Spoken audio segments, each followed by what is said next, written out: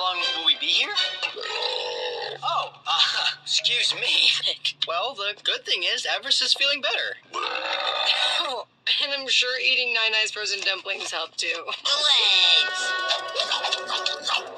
If you weren't a giant Yeti, you'd make an awesome power forward.